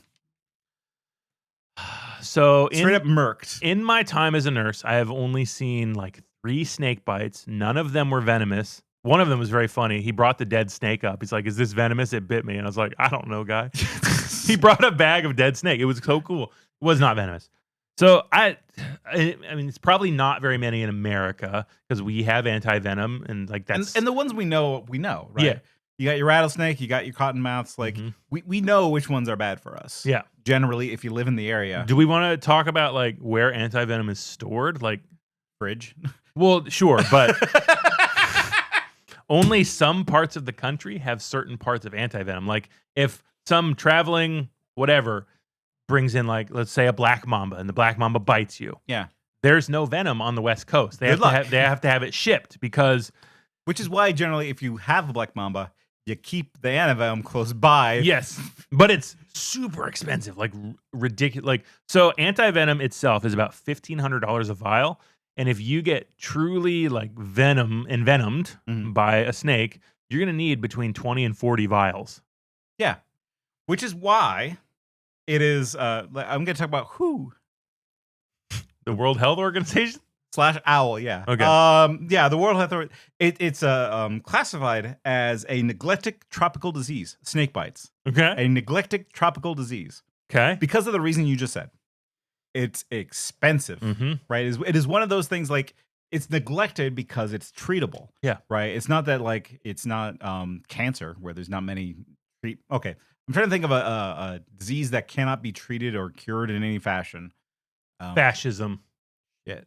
There's one treatment. A gun. Oh, damn. It's not like AIDS in the 80s. Right. Right? Where it's like, we don't have a cure. You know, that wasn't neglected. It was ignored. Yes. Different problem. But this is a neglected disease which like it is actively killing a bunch of people. There's methods for treating it. We just don't because of money. Right. What is this system we live under where money just does this? A different kind of disease. So to answer the question I posed to you earlier, to answer my own question, it is about 138,000 deaths per year. That's to snake bites. That's pretty good. It's more than a 9/11 by about 10 times a 9/11 or so. Just under. No, about 70,000 less than 10 times 9/11. Yeah, it doesn't matter annually, right? Yeah, and this does not also count the 1.8 million envenomations that happen. Oh God, right? Because like not all snake bites are deadly, right? But they are disabling. Yeah, destructive. Like you get bit on the leg, so long leg. Yeah, like that picture of the guy's hand that you just saw that no longer hand gone, no longer had skin. Like, yeah, okay, his hand's gone now. Let me ask you this. Yeah. Let's say a snake is going to bite you and it's going to it's necrotic, right? Would you rather it bite you on your hand or your penis? So you would lose your penis but keep both your hands, or you would keep your penis but only keep one arm. Which hand? It's up to you. Left hand. Out of here. See, I am of the same opinion. I posed this to someone last night at work and he's like, I need both my hands. And I'm like, bro, you don't want to have sex? You're in your mid-20s. He's like, there's a lot of things I need to do with both my hands. And I didn't question him further. I mean, it is a personal choice. Yeah. I personally would keep my penis in one hand as long as it's my right hand. I feel like I could manage with only one hand. Mm-hmm. Like if it was my right hand, actually, I would say penis because my right hand, like I'm very dominant with my right hand and I could have sexual pleasure otherwise. Dominating others. Yes, I know. No, but I mean, like, you know, like I'd hit a level of disability that would be uncomfortable for me Right. if I lost my right hand. But like since I'm not a day laborer, like You could get by. I could get by. In a lot of places that are hit by this tropical disease, Tropical neglected disease. right? Like losing a hand is kind of a big deal. Yeah. Or like any other disabling thing, like if it's a partially like if it's one of those neurotoxic things, like that doesn't necessarily go away, right? You could be permanently paralyzed. Not always, and it's a thing we could fix, but because it's not profitable or it's too cost prohibitive, we just don't do it. Right, it's something you could fix because creating antivenom isn't a particularly complex process, Right. which was wild to me. Do you know how they make antivenom? It's not just some French guy getting flown around. No, so it's like they get a shitload of venom and they slowly inject it into horses and cows, and then like and sheep, and they exsanguinate them and they synthesize their blood into antivenom, right? Because the blood creates antibodies, which stops the antivenom. Yeah, which to me is very funny because they're just like, we bought 100 horses. What are we gonna do with them? It also throw snakes at them. Because I looked into this because like they don't kill the animals because they need them alive to create the antibodies. They're just slowly poisoned over and over again. But like, I'm okay with it because it's for the greater good, right? Like, okay, here's the thing. So you're no Sue Storm. Well, I am no Sue Storm because like, let's say it was me. Let's say there's something special about me where I can tolerate, being bitten by the special snake that hits a population, and only I can create antivenom. But that means I need to be bitten by snakes constantly in order to produce this antivenom. I'd be like, no, it's greater good, I guess. Well, you know about the guy who had that weird gene that his blood cured like this really weird disease, right, but and he gave like hundreds of thousands. But he didn't need to be bitten by snakes constantly. No, but he was constantly getting his blood drained. Yeah, that's okay. But like, you have to. It doesn't feel good to get injected with snake venom. I don't care if you're a horse. We should try a little bit. We could try a little bit. We could. There is a lethal dosage of snake venom. Yep. And the thing is, you can actually also get a snake vaccine, which is like if you live in Australia and New Guinea for whatever reason, this is available to you. Papua New Guinea? I'm not sure. Let's change it to Daddy New Guinea. Daddy New Guinea. If you live in those two countries, you can get a snake vaccine if you're like around snakes, because also the time is important when it comes to antivenom. Yeah. Like if you don't get it real fast, it's over for you. Like the damage is done, dog. Yeah, like these things are meant to act fast, and because like if you're a snake and you're being attacked by a tiger, you want the tiger to stop right away. Yes. So these things act quickly. So like back to the actual problem, which is like, it is something that these countries could produce on their own. It's just it's an underreported disease, and it's non-profitable, right? Like, because if you're in tropical, Southeast Asia, or if you're in Africa, sub-Saharan Africa, or you're places where there are a lot of venomous snakes but not a lot of money around, it's not entirely profitable to make snake venom. Because there's also storage, there's an expiration date, there's all sorts of supply chain issues. You need a power grid, keep it cold, you need all this stuff. Right, and it's stuff that can be done, but is not done because it doesn't make money, right?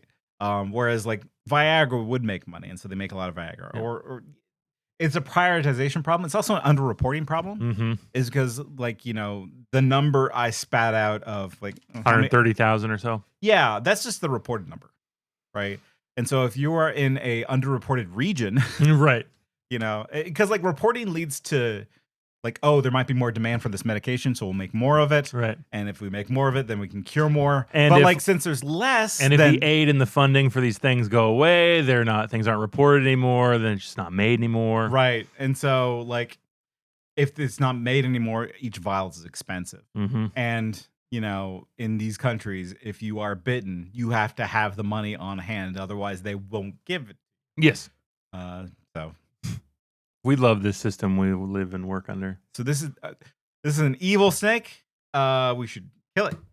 I don't think it's the problem with the snake. I think that's a problem with us. I wouldn't blame people in these countries killing snakes if they ran across, because like they have this legitimate problem. we are in this nice place where we don't encounter snakes very often. In America, we have rattlesnakes, we got a few poison snakes. fine. We don't encounter them. It's not an issue for us. But in underdeveloped, I don't even know if that's the right word. It is. I mean, like they're underdeveloped because of issues of capital.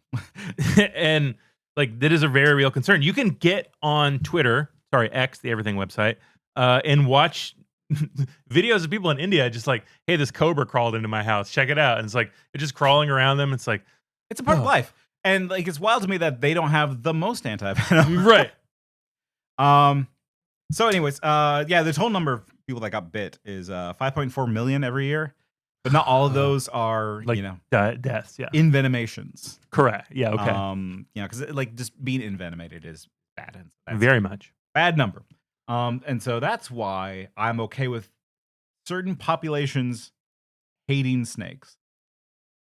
Because is it hating or being naturally fearful of and cautious of? I don't think it's hate. If a snake came in and bit Murphy and Murphy died, the snake was there, would you hate that snake?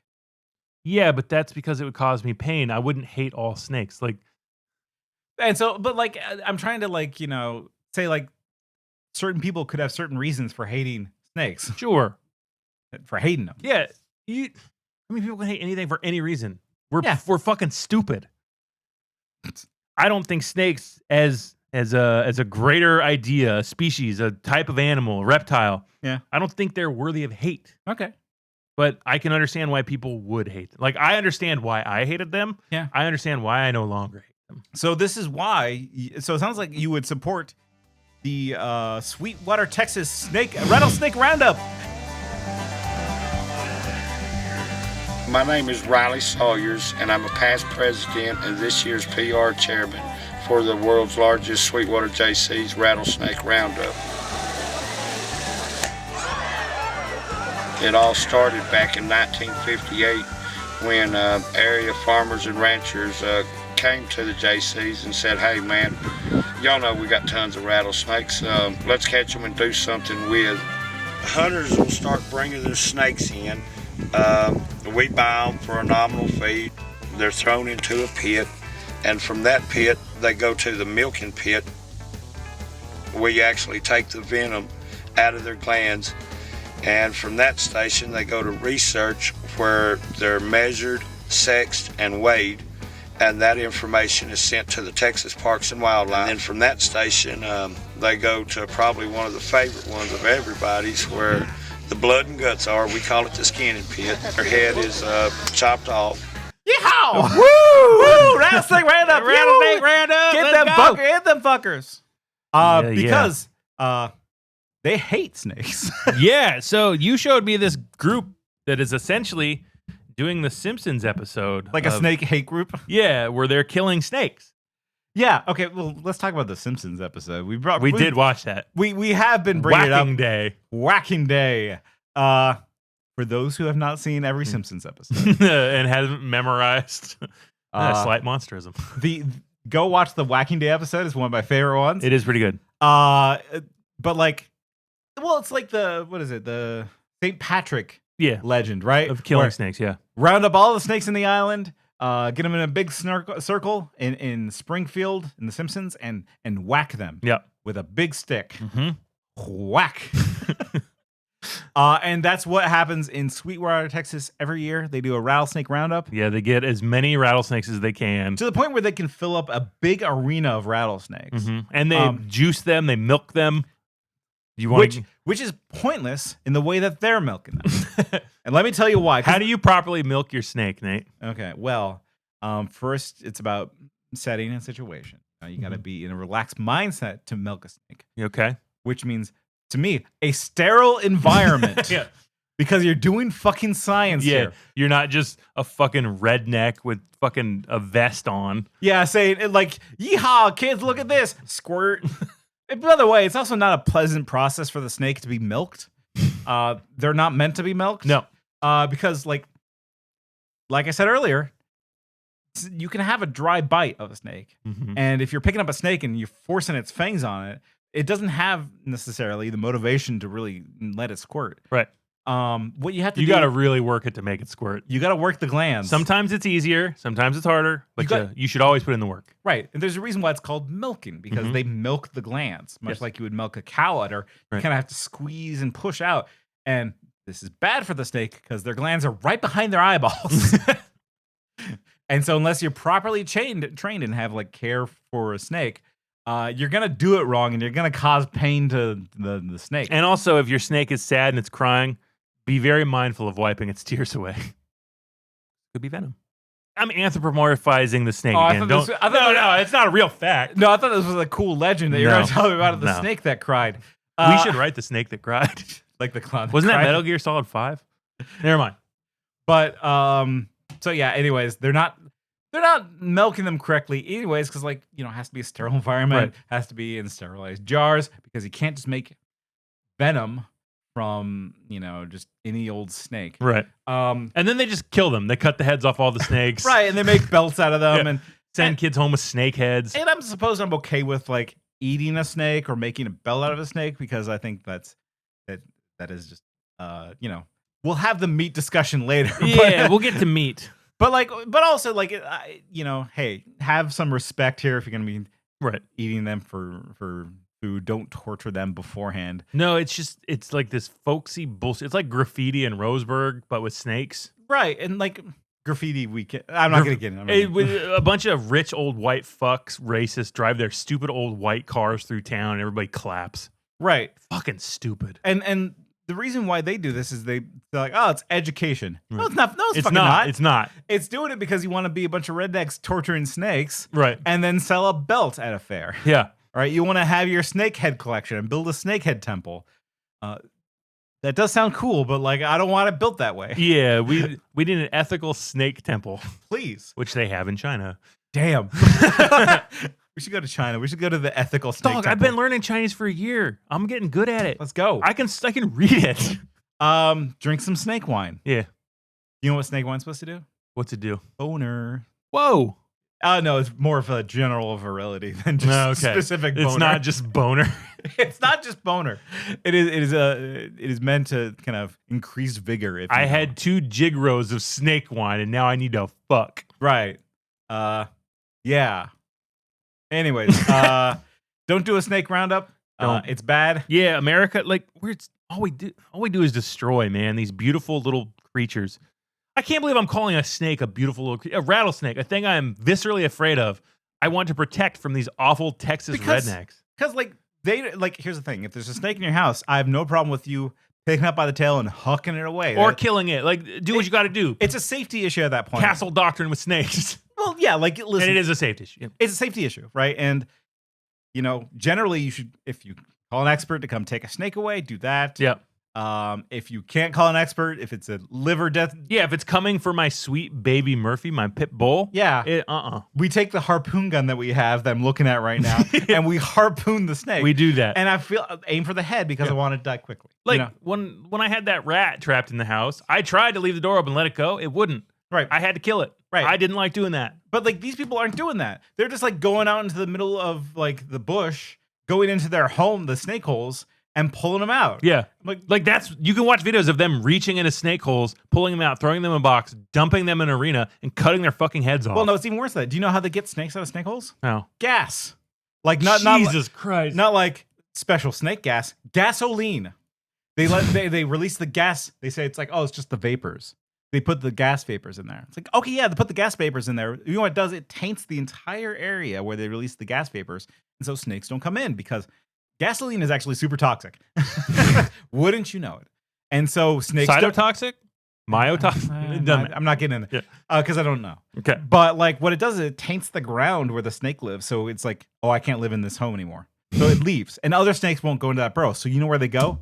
Into fucking houses. So what it does is it drives snakes into homes, what they're doing.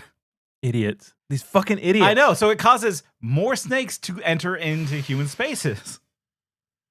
Like, hey, if it's population control, I can understand it. But like these guys aren't about that life. They're about they just want murder. They crave snake blood. Before we rank the snake. Yeah. I think we should go out on like our standalone favorite snake fact because Okay. there's one thing that I haven't talked about that I want to talk about that I deeply respect. Please do. Snakes are the ultimate respecter of women, and by that I'm talking about parthenogenesis, Snake where theory. where a sexy snake lady Mhm. with no help from a male snake can reproduce on its own, and I think that is fucking cool. That's my favorite snake thing, parthenogenesis. So snakes are trans. No, because trans doesn't mean you give birth to yourself. That's not. Have you learned nothing from this podcast? What do you think trans means? So they're allies? If anything, it's closer to shedding your skin and transforming. Like that's no. They can create life without men. Like that's the ultimate feminist behavior. They're allies is what They're I mean. allies. Yeah, that's what I like about them. I just think it's cool. I think it's cool. Yeah, okay. Or the ones that fly. Well, I'm reading a couple of facts. I'm trying to pick my favorite one. Well, I mean, here. you can just shotgun I was them. I was reading that while you were telling your boring story. About my mom or what? Oh yeah, snake fangs. I like this fact. Okay. Okay, so snake fangs come in all like shapes and sizes. Mm-hmm. Because the like hollow vampire thing. By the way, we didn't talk about snakes and vampires. I'm just saying that like they have hollow fangs to suck out blood You keep thinking that. because it's true. That's why they have the hollow This fangs. is an eternal argument. No, they bite into the vein so they can slurp up the blood and drink it. No, why not just have like hollow fangs and you can suck it up like a straw? Okay, but like here's the thing: there's different shapes and variations of snake fangs, Mm-hmm. right? Because all snakes are different. Yeah. And because like it took a long time for snakes to evolve fangs. It's not a natural thing. I'm sure I'll be wrong about this. Give me your correction. No, please. We don't want any corrections. Don't ever talk to us. But like snakes are the only animals that have fangs, okay. right? Because they need to forcefully inject venom, Mm-hmm. right? So- But there's also different like types of fangs, right? There's the hollow fangs that like forcefully inject venom, that like the way you expect it, like a syringe would be. Okay, this is Right. giving me an idea for compromise on the vampire argument. Mhm. What if the vampire injects them with their fangs to sort of anesthetize them and then drinks their blood? Would you be willing to compromise on that? Absolutely not. No fucking You just way. will not build bridges. No, you but- are. You're advocating. For I was willing to take a stand away from my position to meet you at yours, and you were just. because I'm not a fucking centrist, Tyler. I'm not It's gonna. I'm not- not gonna agree to something in the middle It's because not- we can both be happy. It's not centrism. It's collaboration, creating new ideas. You're trying to horseshoe this vampire. Oh my god! And I'm not going to have it. Like, because I have a solid argument here, right?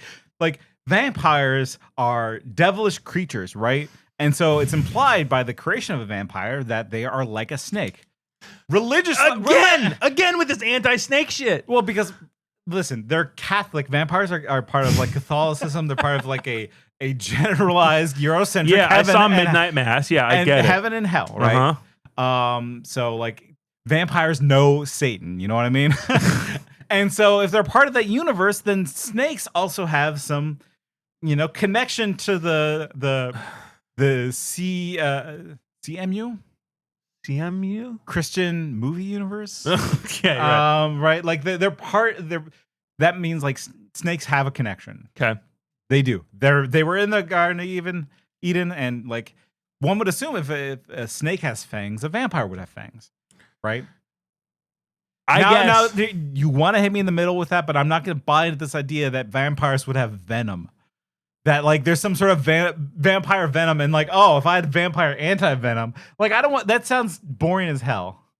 Like, like I'm Van That Helsing. sounds more boring than someone sucking blood through their teeth. It sounds cool. Okay, but like snakes, there's different now. Okay, that means we have to introduce different types of vampires, right? Because how do spitting vampires spit? There are spitting vampires? Well, they're spitting snakes. Oh, Well, like they would have the like thing in the back of their throat that shoots the venom. No, it's not in the back. It comes from their fangs. Does Tyler. it now? Yeah, there's like a small little hole in their fang that they shoot out. That rocks. Like a squirt gun. That fucking rocks, dude. Right? Snakes are so cool. I don't hate snakes. I love snakes. It's not like they were gleeking. You know? Because like snake venom. Well, and also like there's drippy snakes. So like Yeah, there is. the drippy snake is like, there's because venom evolved from saliva, right? So like it could be like a sort of like a Gila monster situation, right? Where like venom was dripping down their fangs, and so when they bit, it kind of brought some of the poison with them. Okay. Right. And so having grooves along the fangs kind of facilitated more venom to get in there. Right. And and then eventually it led to like hollow fang snakes or non-hollow fang. You can just chew on them. In fact, there are some fangs where they're not even front facing, they're back facing. Because let's say I'm biting. So they bite down and they come into the wound. And they, like, and they grab it because like they don't have many. Kind of like a fish hook. Yeah, like, exactly like a fish hook, right? Because they don't have many, like, say, predators, but they have prey that, like, are resistant to venom. Right. So you really got to get them. Or like, and grab on and hold on. Right. And so that. Snake fangs are cool, is what I'm saying. Snake fangs are cool. You know what? I got a hunger for more animal facts. I think you should give me some animal facts. Snake facts. What kind of snake facts do you want? What else you got? You have this whole list. I want to make sure you get it all out. Like I feel like. Oh yeah, you want to tell me about this rolling snake? You told me about a rolling snake. Oh, the I'm gonna say it wrong. It is not the Tsuchinoko. Tsuchinoko. Tsuchinoko. It's the Japanese snake lore. Okay, finally we get to this. Yeah, let's get some hard Japanese snake lore. This First is off, all over the fucking place.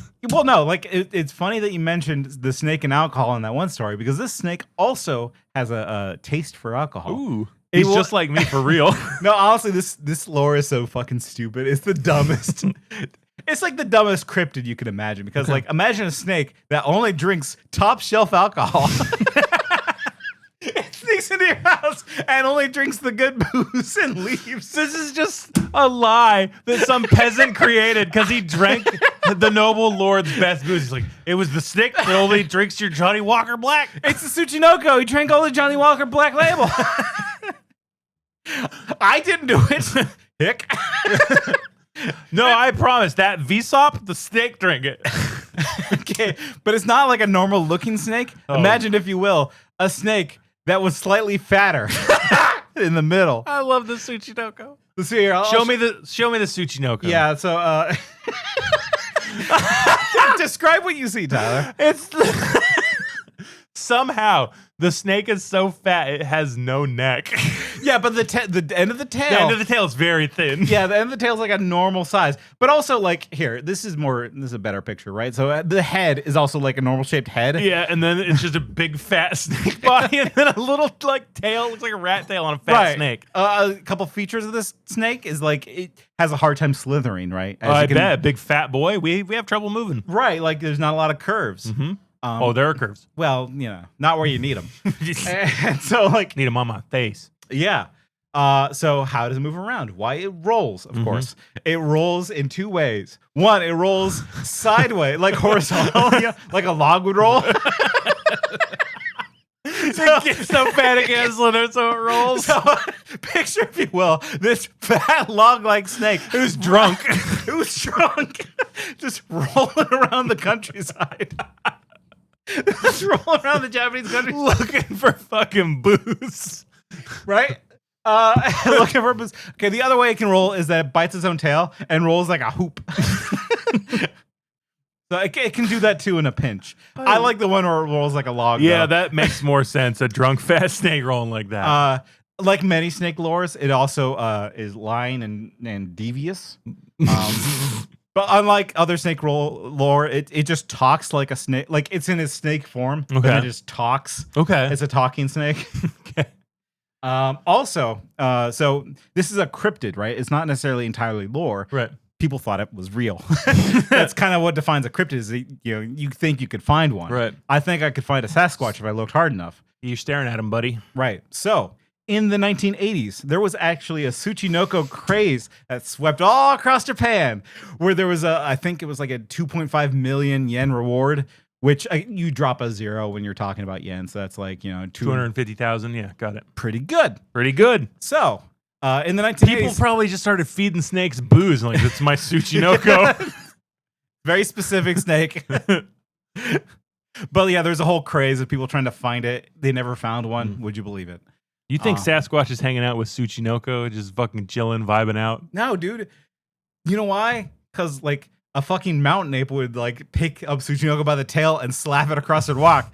Primates hate snakes, Tyler. We talked about this. I know, but they even did a study where they showed chimpanzees who have lived in a lab their entire lives. They showed a picture of a snake, and their scared region of the brain lit up, and they started howling. They hated it. I feel that. It's like how you put like a cucumber next to a cat, and they freak out. Yep. It's the same response. It's ingrained in our bones to be afraid of snakes.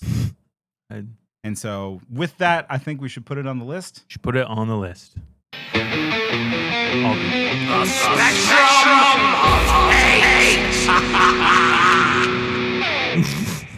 should get a Tsuchinoko tattoo. Oh God, Andy's coming in August. She's bringing her tattoo equipment. You just look at. She did this one like 15 minutes. Not bad. It's pretty good. Like a little Tsuchinoko on my leg. Yeah, that would be dope. Would it be circle or rolling? But like, here's the thing about the Ouroboros. Snake eating its own tail. It's an anorexic Tsuchinoko. It could be, yeah. So here on Hate Speech, we believe that since love can be on the spectrum, so too can hate be on the spectrum. So we have what's called the spectrum of hate, where on one end you got this real evil bastard, one Adolf Hitler. We think everybody can hate him. That's fine. That's good. That's moral. We like it. On the other end, we have an absolute sweetie pie who no one hates, who everyone loves, who's just great. His name is LeVar Burton. Who do you think would win in a fight? Hitler or Tsuchinoko? They're fighting each other. Tsuchinoko. Yeah, why's that? Devious. He's drunk. He could probably take a hit. They're both devious. But yeah, you're right about that. I think the drunken power of a snake. It would be Tsuchinoko steals the peach for sure. Tsuchinoko drinks all of Hitler's wine. That's how he wins that fight. Yeah, not like through a physical Hitler victory. then has alcohol withdrawal, has a seizure, and dies. Tsuchinoko, victory. No, I chose to think of it more as a moral victory. Like Hitler has to kill himself without being drunk. Because Tsuchinoko came in and drank all the wine. All right. I'm going to throw out my hot take first. Yeah. Let me see the list here. So he's in the up. Snakes are in the top third. So I'm going to throw that out. Here's my take on it. Snakes are the closest thing we have to LeVar Burton on this list. Yeah? Yeah. Because everything that's hated by a snake or if you hate snakes for some reason, that is a problem with you, not the snake. I get that we have evolved. We have this deep fear of snakes in our lizard brain that is evolutionary. I get that. That is through no fault of the snake. The snake is not acting maliciously. In fact, they've been worshipped by pretty much every culture that we have except for ours, which have somehow called it the devil because Christianity has this chokehold on this fucking country. I mean, here's the thing. I could see calling it a devil in a religion because they're dangerous. Yeah. You watch out for the devil. Right. So like, it makes sense why you would call it a devil, but snakes, the reptile or whatever the fuck they are. They're reptile. I know. They count. There's nothing they are as natural and as beautiful as everything created on this planet. And it's fucking I found a new beauty, like a new love for snakes this week. And we mentioned it at the beginning, but it kind of got lost that snakes create medicine. Yeah. Actual medicines that you actually prescribe. Yeah. For hypertension. Yeah, blood pressure, yeah. Blood pressure medication. Vasodilators, yeah. Because snake venom has vasodilators, and so they isolated that from snake venom. And so they produce medicine. And it kind of leaves me in this weird position. Bent over? A little bent over because we might have to change the way we do our introductions. Oh, really? Oh, because LeVar Burton has intention. He can be evil. Snakes don't have intention. They just exist. And so I mean, are we breaking the list already? No. Because I have to think about this because snakes do kill people. Yes. LeVar Burton has not killed a single soul that we know of. Right. And so you're right that it is their nature to kill. By defense, Right. by defensive means, but there are certain populations of snake that I would like to be gone, like the Burmese python, because they're an invasive species. Not because I particularly hate the Burmese python, But because of what humans did with them. right. But like they are a blight upon Florida. Is that much of a great loss? Really? Yeah, bobcats are cool. Like they're native species are cool and fun, and if you're an invasive species, I think inherently you kind of are below LeVar Burton, because invasive species, even though it is not their fault, they didn't choose to be brought there. Right. I'm still afraid you gotta go. Sure. So they're not better than LeVar Burton. They're still Right. LeVar Burton still washes. If- Like he if- still walks over them. Right. If LeVar Burton, if I lived in Antarctica and I was alone, living as a hermit, living my best life, and LeVar Burton showed up, he was in And he ruined the neighborhood like an invasive species. That's right. He would be below snakes, but he doesn't do that. Mm-hmm.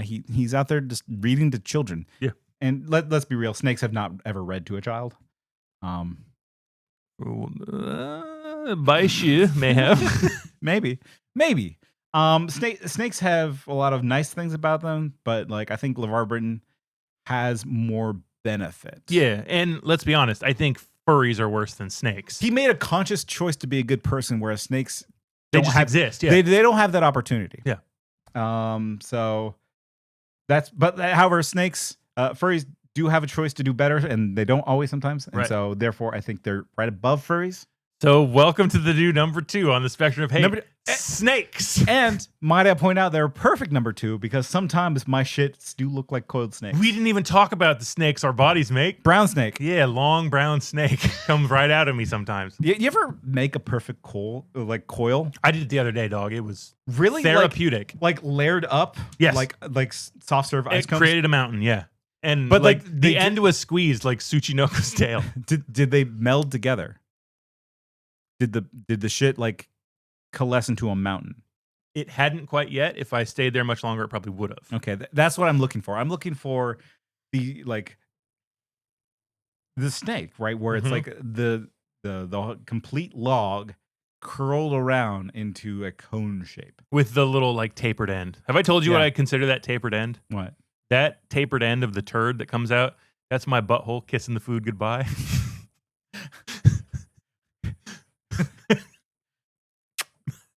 And we'll say goodbye to you.